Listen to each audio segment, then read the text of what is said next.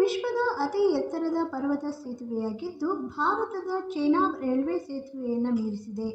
ಚೀನಾದ ಬೀಫನ್ ನದಿಯಿಂದ 625 ಮೀಟರ್ ಎತ್ತರದಲ್ಲಿ ನಿರ್ಮಿಸಲಾದ ಈ ಸೇತುವೆ ಚೆನಾಬ್ ಸೇತುವೆಗಿಂತ 3 ಪಟ್ಟು ಎತ್ತರ ಮತ್ತು ದೊಡ್ಡದಾಗಿದೆ. ಚೀನಾ ಈ ಬೃಹತ್ ಸೇತುವೆಯನ್ನು ಕೇವಲ 3 ವರ್ಷ ಮತ್ತು 8 ತಿಂಗಳುಗಳಲ್ಲಿ ಪೂರ್ಣಗೊಳಿಸಿತು. ತನ್ನ ಕಂಬಗಳ ಮೇಲೆ ಪ್ರವಾಸಿಗರಿಗೆ ಕೆಫೆಯನ್ನು ಹೊಂದಿರುವ ವಿಶ್ವದ ಏಕೈಕ ಸೇತುವೆ ಇದಾಗಿದೆ. ಇದರ ನಿರ್ಮಾಣಕ್ಕಾಗಿ 22,000 ಟನ್ ಉಕ್ಕನ್ನು ಬಳಸಲಾಗಿದ್ದು, ಇದು 120 ವರ್ಷಗಳ ದೀರ್ಘಾಯುಷ್ಯವನ್ನು ಖಚಿತಪಡಿಸುತ್ತದೆ. ಚೀನಾದ ಇಂಜಿನಿಯರ್ಗಳು ಮುನ್ನೆಚ್ಚರಿಕೆ ಅಥವಾ ಅಪಾಯಗಳ ಬಗ್ಗೆ ತಿಳಿಸುವ 400 ಸಂವೇದಕಗಳನ್ನು ಸ್ಥಾಪಿಸಿದ್ದಾರೆ.